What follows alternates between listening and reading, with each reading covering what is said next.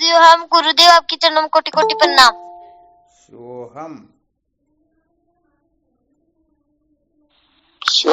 गुरुदेव भगवान के श्री चरणों में प्रणाम। शिवोहम। प्रणाम गुरुदेव, आपके श्री चरणों। सोहम। कोटि कोटि प्रणाम स्वामी जी, आपके सोहम।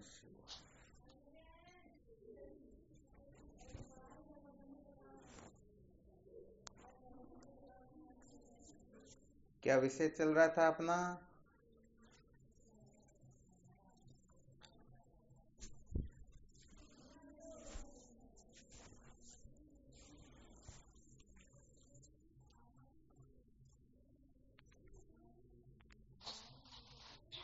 प्रणाम गुरुदेव। हाँ, शिवोहम।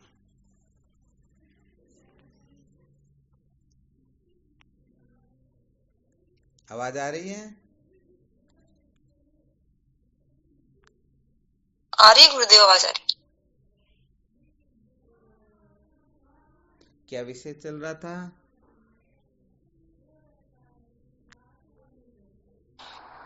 संसार को बनाए रखकर कभी भी सत्य का साक्षात्कार नहीं किया जा सकता। बहुत अच्छी बात है। संसार को बनाए रखकर कभी भी सत्य का साक्षात्कार नहीं किया जा सकता है। यहाँ पर संसार को बनाए रखने से तात्पर्य है आत्म तत्व के सिवाय किसी को भी महत्व देना, अथवा जो वस्तु वास्तव में है ही नहीं उसके प्रति किसी भी प्रकार का आग्रह कर लेना, यही संसार को बनाए रखना होता है।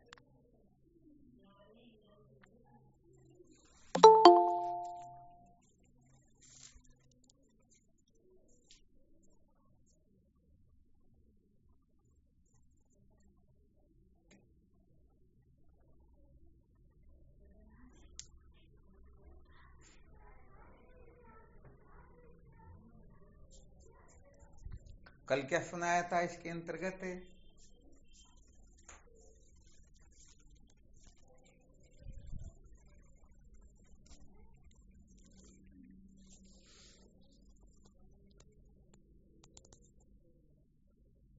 गुरुदेव, जगत के मिथ्यात्व को ही परम पुरुषार्थ कहते हैं।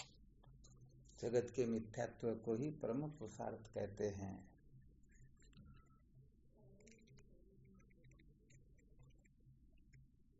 तो जगत का मिथ्यात्व निश्चय करने के लिए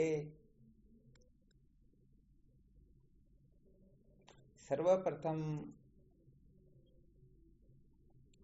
ये जानना अत्यंत आवश्यक हो जाता है कि जगत के मिथ्यात्व निश्चय से ही परम पुरुषार्थ की सिद्धि होती है, अथवा परम पुरुषार्थ की सिद्धि के लिए जगत का मिथ्यात्व निश्चय करना होता है।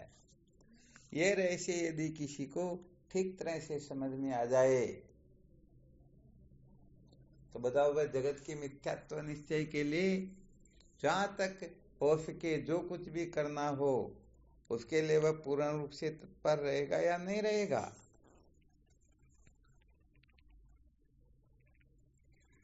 रहेगा स्वामी। बिल्कुल रहेगा, सत्य वचन है।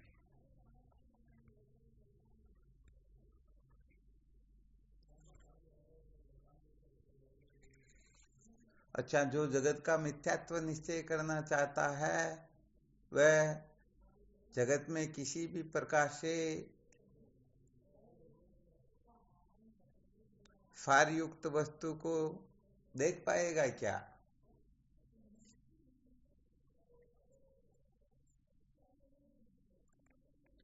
कहने का मतलब जगत को सार रूप समझने वाला क्या जगत के मिथ्यात्व निश्चय की ओर प्रवृत्त हो सकता है?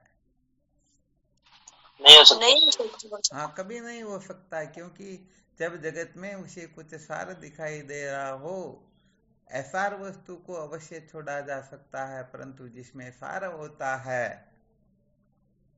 उस वस्तु को छोड़ा जाता है क्या? अरे वही सीपी के अंतर्गत यदि सचमुच में कुछ अंशों में भी चांदी होती ना तो सुनार उनको बिल्कुल भी नहीं छोड़ते, पूर्ण रूप से निकाल लेते। परंतु जब उसमें चांदी है ही नहीं तो बताओ प्रयत्न करेंगे क्या? नहीं करेंगे।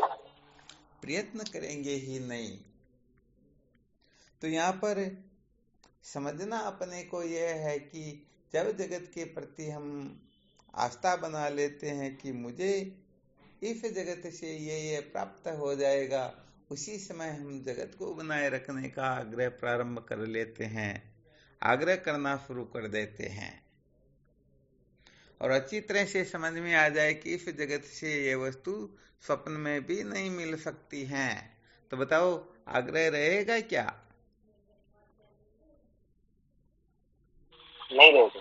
नहीं रहेगा। वैसे देखा जाए तो संसार को जो महत्व दिया जाता है केवल और केवल मात्र इंद्रिय तृप्ति के लिए ही दिया जाता है, अर्थात इंद्रियों को संतुष्ट करने के लिए ही। तो बताओ इसे इंद्रियां संतुष्ट हो सकती हैं क्या? मन संतुष्ट हो सकता है क्या? सचमुच में अपने को सच्ची शांति मिल सकती है? नहीं, कुछ समय के लिए बस खाली। और कुछ समय के लिए होती, वो भी भ्रांति रूपी तो है। जैसे कुत्ता हड्डी को चबाता है और चबाने से कुछ समय के पश्चात जब उसके ही मसूड़े का खून आने लगता है, तब वह समझता है कि बस मजा आया तो अब आया। तो क्या वह सचमुच में हड्डी से आया क्या? वह तो उसका स्वयं का ही है ना। जी हाँ। तो ऐसे ही यहाँ पर संसार में से जो मजा आता ना, वो वास्तव में संसार का होता ही नहीं।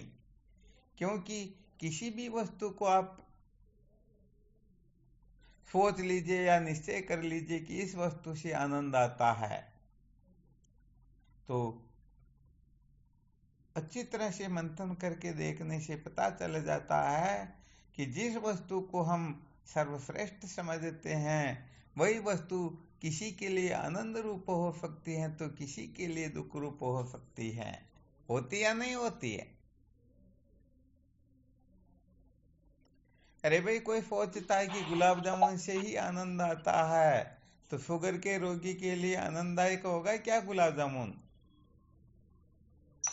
नहीं सर, उनके लिए तो मौत होगा। तो संसार में ऐसी कोई वस्तु चयन की जा सकती है कि ये वस्तु जीव मात्र के लिए आनंद रूप होगी? है कोई ऐसी वस्तु? जी नहीं, है ही नहीं। क्योंकि एक वस्तु किसी के लिए आनंद रूप हो रही है तो उसी के लिए वह दुख रूप हो जाती है। नीम जो है ऊंट के लिए कितने मीठे होते हैं, परंतु अपने लिए तो कड़वे होते हैं ना। जी महाराज। 1 किलो का पत्थर चींटी के लिए पहाड़ होता है, तो हाथी के लिए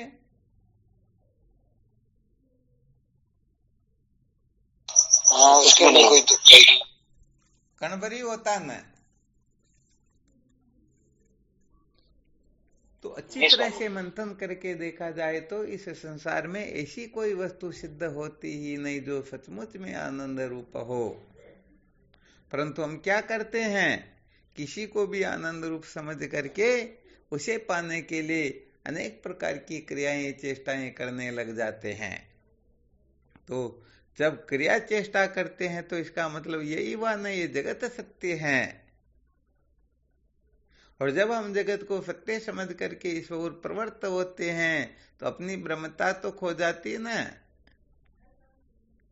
जिनको मैं ब्रह्म स्वरूप हूं ऐसा दृढ़ प्रोक्ष निश्चय हुआ हो, वह इस अनात्म प्रपंच को दुख सुख रूप समझ करके इस ओर प्रवृत्त होगा क्या? वह तो दुख रूप ही समझेगा ना। जी गुरुदेव।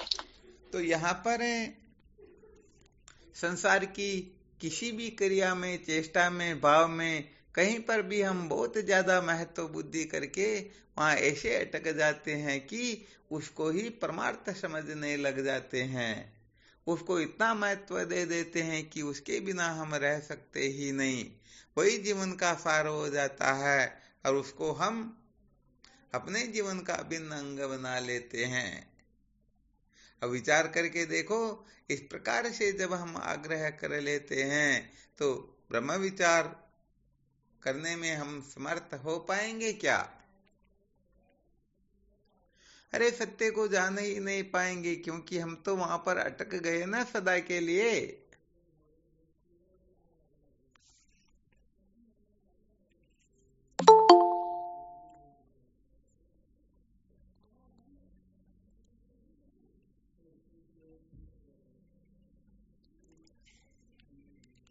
आवाज आ रही है ना? आ रही गुरुदेव जी महाराज जी। तो सदा के लिए अटक गए ना हम वहां पर। जी गुरुदेव।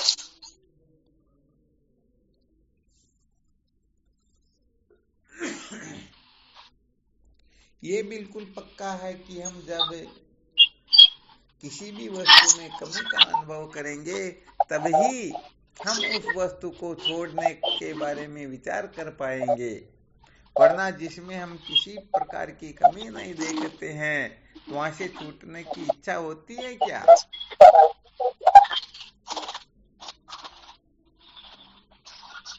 नहीं होती ना? नहीं होती। हाँ, बिल्कुल होती ही नहीं। तो बस यही कारण है कि सर्वप्रथम इस जगत की असलियत को थोड़ा अच्छी तरह से समझ लेना चाहिए कि ये सचमुच में जगत आनंद रूप है या नहीं। इस जगत को प्राप्त करके हम सदा सदा के लिए कृतार्थ हो सकते हैं या नहीं। क्या इस जगत को बनाए रखना अथवा इसको प्राप्त करना यही मानव जीवन का उद्देश्य है। इस प्रकार से जब हम चिंतन मनन करते हैं तो निश्चित रूप से यही सूत्र निकलता है कि इसको बनाए रखकर हम कल्प कल्पांतर तक भी अविद्या के बंधन से मुक्त नहीं हो सकते हैं। ये विद्या नाना प्रकार के नाच नचाती रहती और ये भोला जीव नाचता ही रहता है। तो बताओ, संसार की असलियत को समझना अत्यंत आवश्यक हो जाता है या नहीं हो जाता है?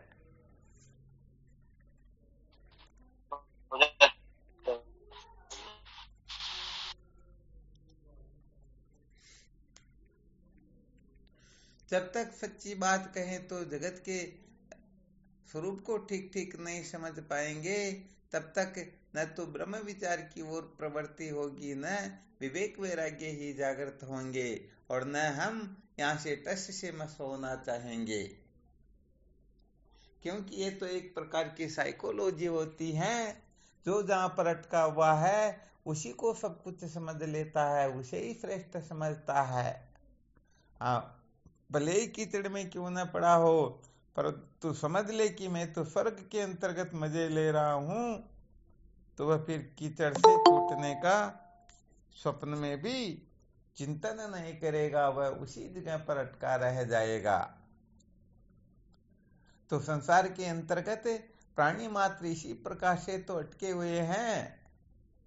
जो जहां है अपने को संतुष्ट समझ लेता है, चाहे किसी भी स्थिति क्यों न हो, परंतु समझता है कि बस इनको बनाए रखना है, इनको प्राप्त करना है, इनके बारे में ही हमें क्रिया चेष्टा करनी है। यही अपने जीवन का सार है। हमारा संसार इतना ही है, ऐसे इसको ही फलने फूलने देना, बाकी का क्या हो क्या नहीं, हमारे को क्या मतलब।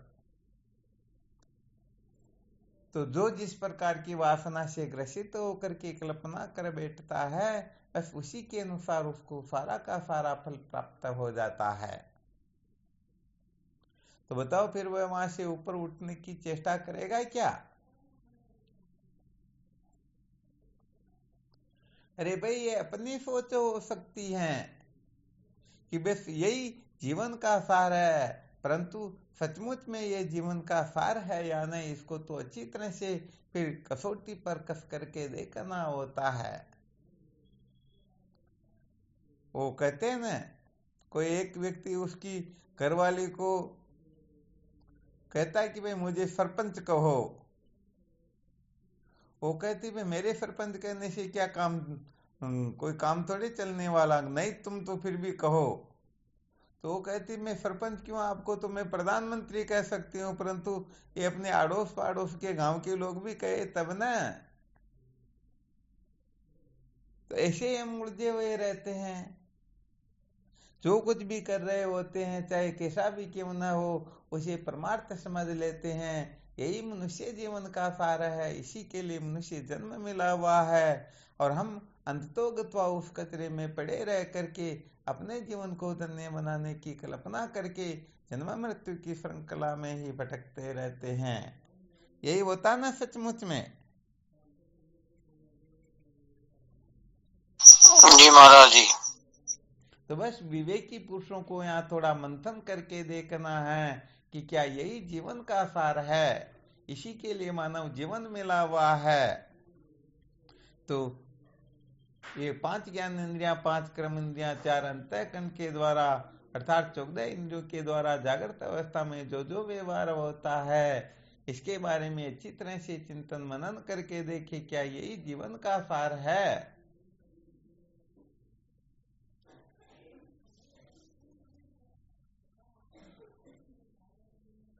क्योंकि इसी को जीवन का सार समझेंगे तो फिर दूसरी ओर चित्तवृत्ति लगेगी ही नहीं। अरे फिर चिंतन करने की आवश्यकता ही कहां पर, चिंतन तो वहां पर किया जाता जहां पर संशय हो। जैसे किसी ने कह दिया भोजन मत करना, इसमें जहर मिला हुआ है, तो फिर भले भूखे मर जाएंगे परंतु भोजन को नहीं करेंगे, क्योंकि अपने को वहां संशय हो गया ना। तो बिना जांच पड़ताल के भोजन करेंगे क्या? नहीं जी। परंतु संशय ही न हो तो तुरंत भोजन कर लेंगे ना। बिल्कुल, चाहे उसमें जहर मिला हो तो भी कर लेंगे। हाँ बिल्कुल।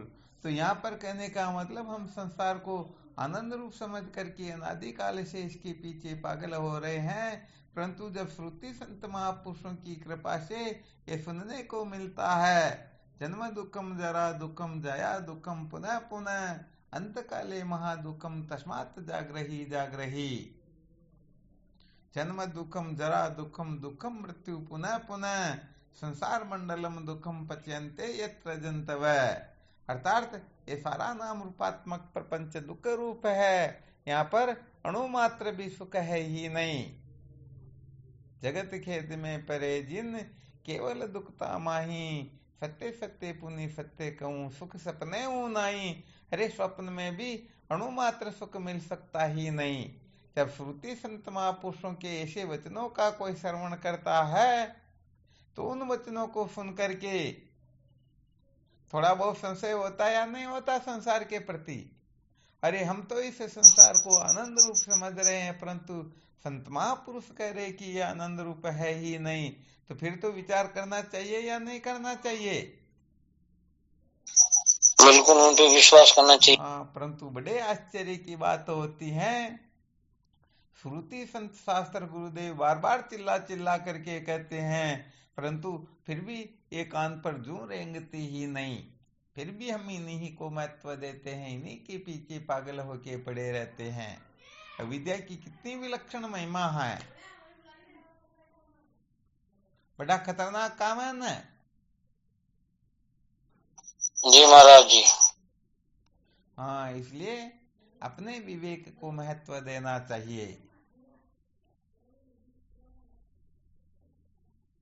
वैसे अपने विवेक को महत्व दे तो बात कुछ और हो जाती है, परंतु न तो हम अपने विवेक को महत्व देते हैं, न महापुरुषों के वचनामृत का आदर करते हैं। यही कारण होता है कि हम इस संसार अरण्य में भटकते ही रहते हैं।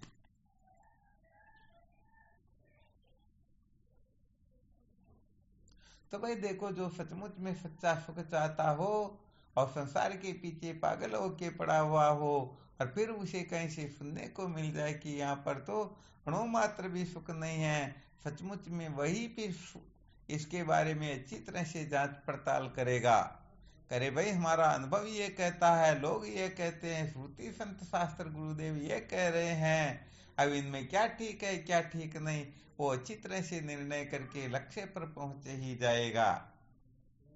परंतु उसको संशय ही नहीं है तो फिर श्रुति संत शास्त्र कहते रहो न, कुछ फर्क पड़ेगा क्या? नहीं पड़ेगा। हाँ, फर्क पड़ने का काम ही नहीं है।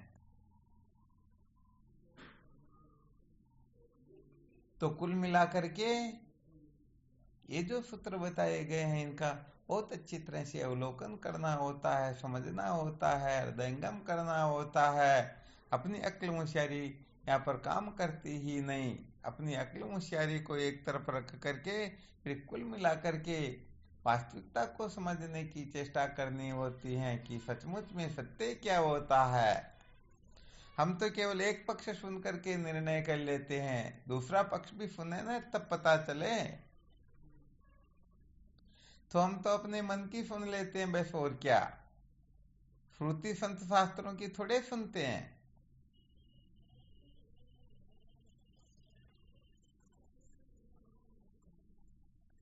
अच्छा, ये तो बिल्कुल पक्का न, शायद ऐसा लगता है कि एक भी साधक शायद यहाँ गड़बड़ नहीं करेगा कि संसार वास्तव में दुख रूप तो, अथवा सचमुच में ये संसार आनंद रूप तो है ही नहीं। इस बात को तो समस्त साधक अच्छी तरह से समझते हैं या नहीं समझते हैं? कोई है ऐसा जो संसार को आनंद रूप समझता हो? यदि वो तो कोई हाथ खड़ा करके दिखाना।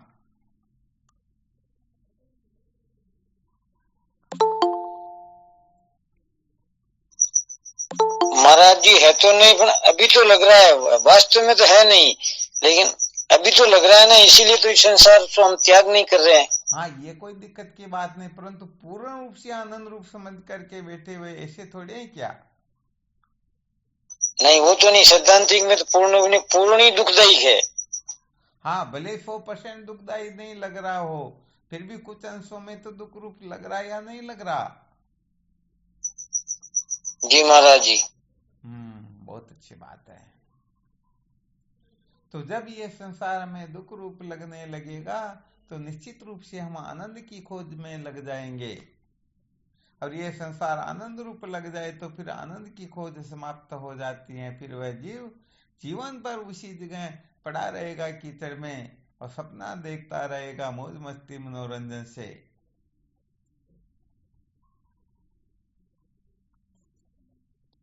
तो यहाँ पर कुल मिलाकर के ये संसार विचार काल में पाया जाता न, वैसा अविचार काल में होता ही नहीं।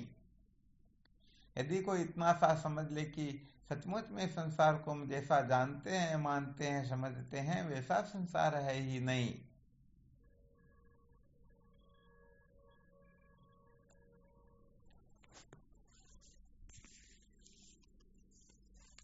तो संकेत ये करना चाहते हैं कि जगत के मिथ्यात्व निश्चय के लिए जगत के बारे में हमने जो जो कल्पनाएं कर रखी है, उन कल्पनाओं को कम से कम कसौटी पर कस करके तो देख ले कि वास्तव में ये जगत हम जैसा जानते हैं, मानते हैं, वैसा है या नहीं है। यदि नहीं है तो फिर कुल मिलाकर के सत्यचित आनंद, ये तीन ही तो ब्रह्म के विशेषण हैं, और जीव मात्र जो है इन तीन को ही तो चाहता है। सत्ता चित्ता आनंदता की ओर ही जीव मात्र की प्रवृत्ति होती है। तो बस अच्छी तरह से मंथन करके देख लो, ये जगत सत्य है या नहीं, ये चेतन रूप है या नहीं, आनंद रूप है या नहीं। इस बात को बहुत बहुत अच्छी तरह से समझना चाहिए। यदि कहीं कुछ गड़बड़ लगे तो अपने को तुरंत उसी समय विश्लेषण करके, मंथन करके निर्णय लेना चाहिए कि सचमुच में ये जगत आनंद रूप है या नहीं। यदि हम ऐसा करेंगे तो बताओ निश्चित रूप से सफल होंगे या नहीं होंगे?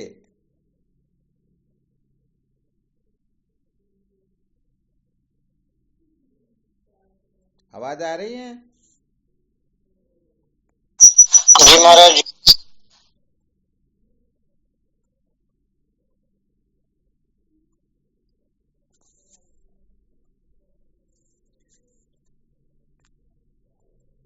क्या सुनाया? क्या बताना चाहते हैं? कुछ समझ में आ रहा है क्या? जी महाराज, ये जगत मिथ्या है बस, और कुछ, वो ये दुख रूप है। बहुत अच्छी बात है। वैसे जगत मिथ्या के लिए ही हम ये क्रिया चेष्टाएं कर रहे हैं। अभी जो सुन रहे हैं ना, मंथन कर रहे हैं, जगत का मिथ्यात्व निश्चय करने के लिए ही कर रहे हैं। तो अभी तो वैसे देखा जाए तो जगत के मिथ्यात्व की तो हम कल्पना कर सकते हैं, अभी अपने को इसका अप्रोक्ष निश्चय नहीं है, अप्रोक्ष अनुभव नहीं है। तो जगत के मिथ्यात्व निश्चय की कल्पना करके फिर इस जगत को अनित्य ऐसा दुख रूप समझते हुए मैं आगे की ओर बढ़ना है। अज्ञान अच्छी तरह से समझ में। तो विचार करके देखो, इस जगत से हम जगत से या जगत के पदार्थों से हम सदा सदा के लिए मृत्यु से निर्भय हो सकते हैं या नहीं, जो जानना है उसको जान सकते हैं या नहीं, अथवा इस नाम रूपात्मक प्रपंच से हम सदा सदा के लिए आनंदित हो सकते हैं या नहीं, इसी का तो मंथन करना है। जगत की कोई भी वस्तु अपने को मृत्यु के भय से विनिर्मुक्त कर सकती है क्या? मृत्यु के भय से बचा सकती है क्या? नहीं जी, नहीं बचा सकती हैं।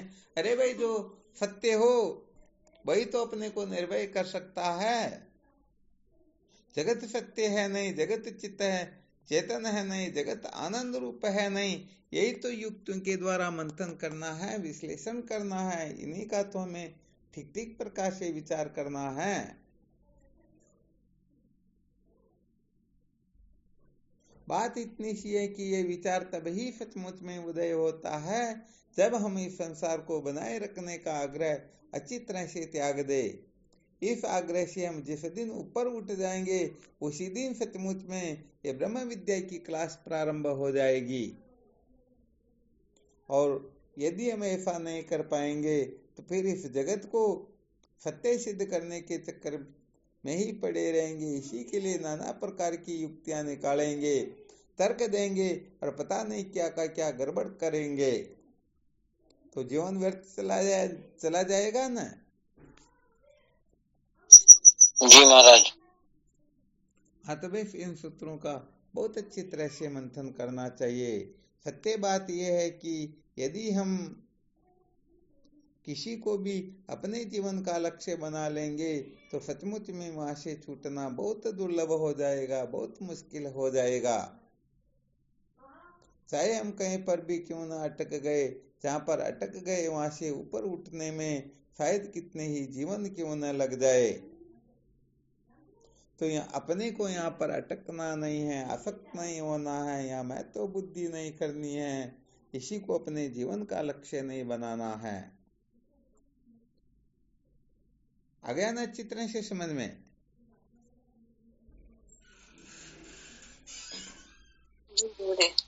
तो सबसे ज्यादा हम कहने का मतलब अपने कर्तव्यों को, हालांकि ऐसा नहीं कि कर्तव्य पालन नहीं करना चाहिए, हम ऐसा वैसा कुछ नहीं कह रहे हैं, परंतु जब तक हम इन कर्तव्यों के चक्कर में पड़े रहेंगे, हमारा ये कर्तव्य है, ये कर्तव्य है, ये कर्तव्य है, तब तक ये विद्या जो है और पुष्ट होगी, ये कमजोर होने वाली है ही नहीं। क्योंकि सत्य बात कही जाए तो तुम्हारा कोई कर्तव्य है ही नहीं, क्योंकि तुम सच्चिदानंद अद्वितीय ब्रह्म हो। परंतु हम तो अपने आप को पिता पुत्र भाई पति आदि समझते हैं, अपने आप को ब्राह्मण शूद्र आदि समझते हैं, अपने आप को किसी न किसी के साथ में बांध लेते हैं। तो बताओ, अपना अनेक प्रकार का कर्तव्य उसी समय प्रकट हो जाएगा या नहीं होगा? हो जाता है गुरुदेव। हाँ, इसलिए कुल मिलाकर के हम कहीं पर अटक गए, कहीं बंद गए, कहीं मैं तो बुद्धि कर ली, कहीं पागल हो गए, कहीं किसी भी जगह को अपने जीवन का लक्ष्य बना लिया, इसमें सबसे ज्यादा विहित में ही अटकना होता है। कल इसके लिए एक बड़ा विलक्षण दृष्टांत भी सुनाया था। तो ऐसे ही संसार के अंतर्गत अनेक दृष्टांत होते हैं कि हम कहीं न कहीं पर इतने विलक्षण ढंग से उलझे हुए रहते हैं कि हमको कोई छुड़ाना चाहे फिर भी हम छूटेंगे नहीं, बल्कि छुड़ाने वाले को अपने जीवन का सबसे बड़ा शत्रु समझ लेंगे।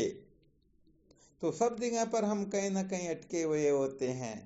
हमारे में अनेक प्रकार के सद्गुण हो, पता नहीं क्या क्या क्यों ना हो, फिर भी हम ब्रह्म विद्या को महत्व नहीं दे पाएंगे, क्योंकि हम तो ऐसे वैसे ऑलरेडी है ना, पहले से ही हम तो इतने महान हैं। तो ये जो महानता होती है अनंत की दृष्टि से देखा जाए, जैसे घटाकाश की दृष्टि, महाकाश की दृष्टि से देखा जाए तो घटाकाश केवल मात्र नामधेय होता है, उसकी सत्ता ही नहीं होती है। ऐसे ही अपने में कितने भी सद्गुण आदि क्यों न हो, हाँ बड़े से बड़े कुछ भी क्यों न हो, परंतु इनका अनंत की दृष्टि से देखा जाए तो कोई महत्व नहीं होता है। महत्व यदि होता है तो ब्रह्म विद्या का होता है, ब्रह्म साक्षात्कार का होता है, ज्ञान का महत्व होता है। ज्ञान है तो समझो जीवन सार्थक हो जाएगा, ज्ञान नहीं है तो ये जीवन ऐसे ही व्यर्थ बर्बाद होगा, जिनका कोई औचित्य नहीं होता है। आ गया ना चित्र से समझ में? जी गुरुदेव। हाँ, वैसे देखा जाए तो जिस दिन समझ में आ जाएगा उस दिन हम समस्त नाम रूपात्मक प्रपंच जो है इसके प्रति किसी भी प्रकार का आग्रह रखेंगे ही नहीं, क्योंकि हमारी दृष्टि में ये सारा का सारा जगत स्वपनवत हो जाएगा। ये मृग तृष्णा के जल के समान होता है, ये तो रज्जु सर्पवत है। फिर न तो सर्प को दूध पिलाने का आग्रह रखेंगे, न डंडा मारने का आग्रह रखेंगे, क्योंकि सर्प तो वास्तव में होता ही नहीं।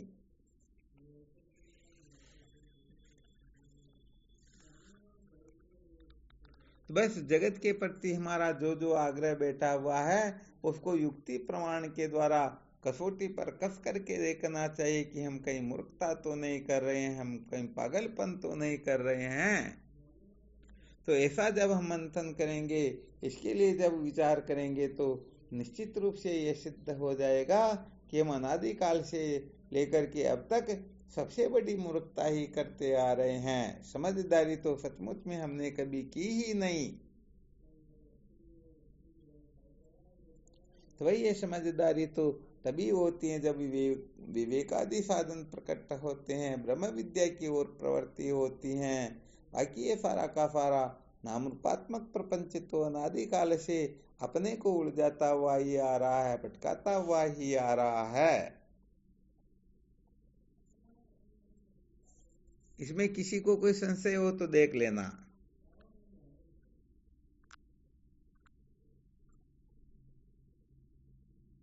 कोई संशय नहीं?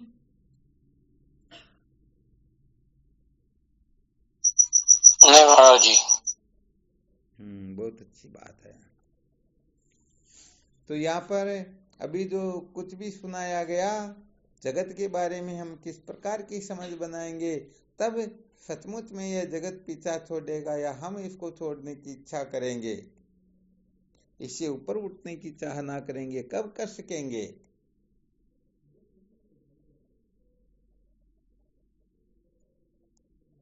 कौन बताएंगे? जब जगत को दुख रूप समझा। क्या बात, बहुत बहुत धन्यवाद है। वैसे देखा जाए तो इसको विशेष समझदारी कहते हैं, क्योंकि जिस समय जो विषय चल रहा होता है ना, बस उसी जगह पर अपनी दृष्टि केंद्रित होनी चाहिए। काफी समय से यही चिंतन चल रहा है कि ये जगत दुख रूप है, और इसको दुख रूप समझे बिना न तो जगत से छूटने की इच्छा होगी, न तत्व की जिज्ञासा जागृत होगी। अतः सर्वप्रथम इस जगत को दुख रूप समझना होता है। इस जगत के द्वारा हम परम पुरुषार्थ की प्राप्ति इनको बनाए रख करके कर ही नहीं सकते हैं। हाँ, इनके त्याग के द्वारा अवश्य कर सकते हैं, परंतु बनाए रख करके नहीं कर सकते हैं। चलो, कोई साधक और कोई ऐसा सूत्र बताना चाहे कि ये जगत दुख रूप है, किसी को अनुभव में आ रहा हो। अभी तो अपना जो विषय चल रहा था, ये विहित आदि के धारण करने से कभी भी अविद्या के बंधन से छुटकारा प्राप्त नहीं होता है। तो इसके ऊपर शायद कुछ सूत्रों का अवलोकन तो हुआ था, बाकी साधकों के द्वारा कुछ सूत्र और बताने थे। तो चलो, आज थोड़ा ये विषय ये सुना दिया, कोई दिक्कत नहीं, कल फिर इस पर विचार करेंगे। अभी थोड़ा बहुत कोई साधक बताना चाहे कि ये जगत दुख रूप है। हाँ, उनको किसी भी प्रकार से ये नहीं है कि किसी शास्त्र में पढ़ा हुआ हो या संतों से सुना हुआ हो। अपने स्वयं के अनुभव से ऐसा कोई सूत्र निकल रहा हो, उन्होंने अनुभव किया हो कि ये जगत इस प्रकार से दुख रूप है, आज जैसा भी अनुभव हुआ हो ना वैसा बता सकते हैं, ऐसी कोई बात नहीं है। कैसे इस जगत को दुख रूप समझ सकते हैं? क्योंकि दुख रूप समझेंगे तभी संसार को छोड़ने की या संसार से छूटने की इच्छा जागृत होगी, वरना तो कल्प कल्पांतर तक भी कुछ भी होने जाने वाला है ही नहीं।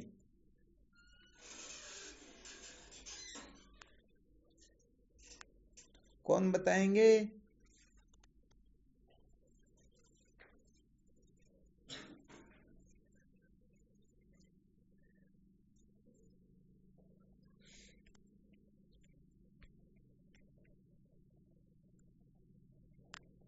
कोई नहीं। शिवोहम स्वामी जी। हाँ शिवोहम। ये जगत दुख रूप देवी ताप से तो दुख रूप ही है ये, दैहिक दैहिक भौतिक तापा। क्या बात है। अर्थात यहाँ पर 3 प्रकार के जो त्राप है वही मिलते हैं। हाँ, और कुछ मिलता ही नहीं है। बहुत अच्छी बात है। अर्थात इस जगत में 3 प्रकार के त्राप ही मिलते, इसीलिए जगत दुख रूप, यही कहना चाहते हो ना? जी स्वामी जी। अच्छा, ये 3 प्रकार के त्राप कौन से हैं? आपके सिवाय कोई दूसरे साधक बोलेंगे। 3 त्राप कौन कौन सी है? आध्यात्मिक, भौतिक, दैहिक, दैविक। अरे वाह, क्या बात है। और कौन बताएंगे? गुरुदेव आध्यात्मिक, आदि दैविक और आदि भौतिक। चलो, क्रम आपने सही बताया। हालांकि माँ साहब ने भी बताया था, बिल्कुल सत्य बताया था, परंतु वो क्रम जो होता है ना, वो थोड़ा क्रम से भी हो तो भी थोड़ा सुंदर होता। दैहिक दैविक भौतिक त्रापा, राम राज में कौन नहीं व्यापा, ऐसा आता ना।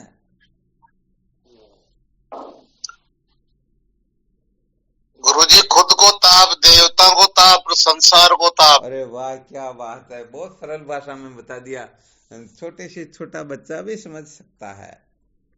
अच्छा, खुद का ताप ये कैसे होता है? किसको कहते हैं खुद के ताप, खुद का ताप? खुद का ताप होता है गुरुजी खुद की लगन, मेहनत और ध्यान। नहीं, यहाँ त्राप बताना। त्राप दुखों को कहते हैं। अध्यात्म त्राप का क्या अर्थ होता है?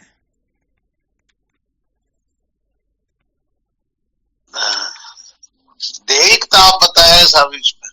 हाँ बिल्कुल बिल्कुल। दैहिक ताप का अर्थ क्या होता है?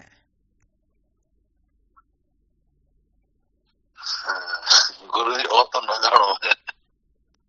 हाँ, और भी कोई महाराज जी, शरीर में ज्वर आदि जो भी ताप आते हैं वो दैहिक ताप है। किससे? ज्वर आदि जो भी बीमारियों का जो ताप है उसको दुख महसूस होता है वो। बहुत अच्छी बात, समझ में आ गया। अर्थात शरीर में फोड़ा फुंसी आदि होना, बीमारी होना, यही कर रहे हो ना? जी महाराज। देह के आश्रय से जो भी अपने को दुख कष्ट तकलीफ होती है उसको अध्यात्म त्राप बोलते हैं। दूसरी त्राप कौन सी है? जो मन के ताप है, दुख है, मन से दुखी होता है। नहीं, ये यहाँ नहीं आएगा। अध्यात्म त्राप के अंतर्गत ये आ गया। तो वो सर्प से, सांप से वगैरह वगैरह वो से नहीं, अभी जिसके लिए पूछा जा रहा है उसका कौन? अधिदेव त्राप किसको कहते हैं?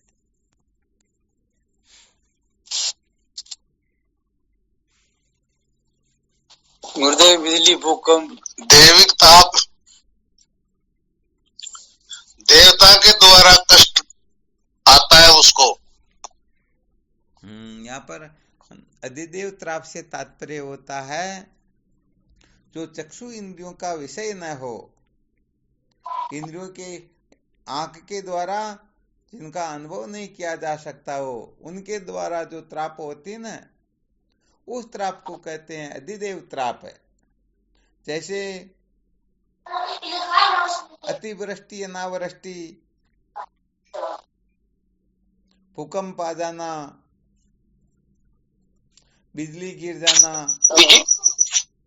ये क्या है? ये सब अधिदेव त्राप के अंतर्गत ही आता। अर्थात जब देवता नाराज हो जाते तब कुछ न कुछ अपने को दुख रहता है ना, वही अधिदेव त्राप होती है। और अधिभूत त्राप है सांप, बिच्छू, डाकू आदि का जो बारी डर। हाँ, क्या बात, बहुत धन्यवाद है।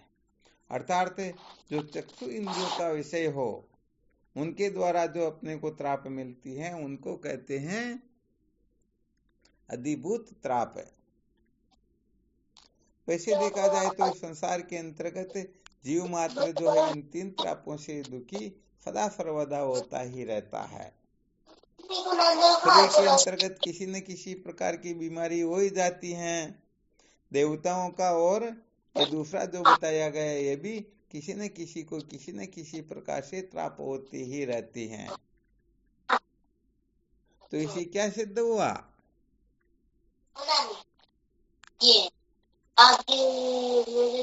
कुछ है ही।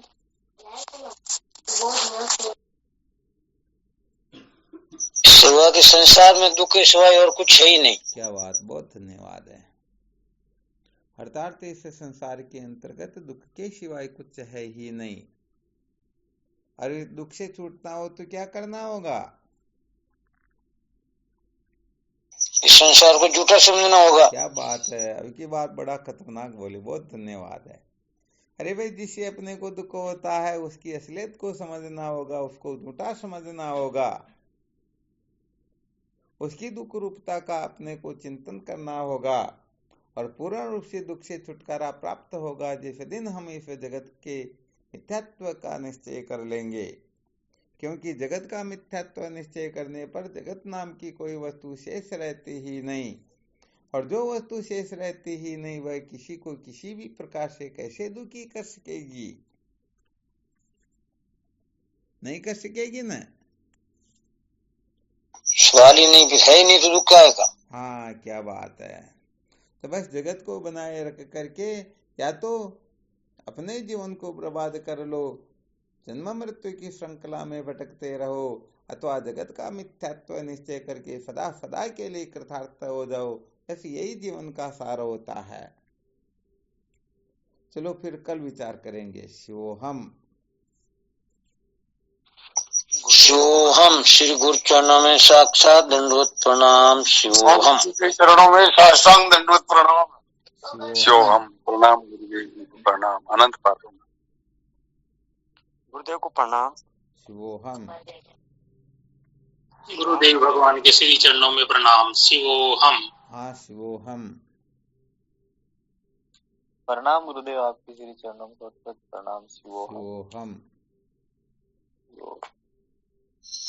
शिवोहम। प्रणाम गुरुदेव। शिवोहम। शिवोहम।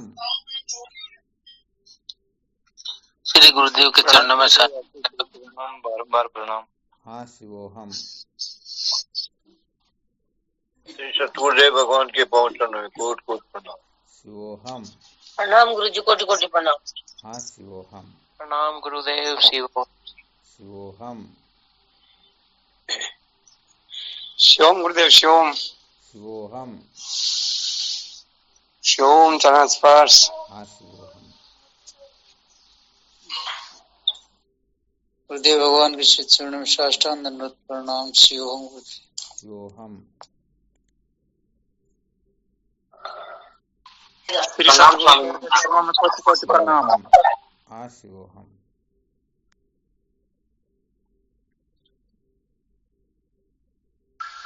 कोटि कोटि प्रणाम स्वामी जी, आपके श्री चरणों में। शिवोहम। गुरु जी के चरणों में प्रणाम। हाँ, शिवोहम।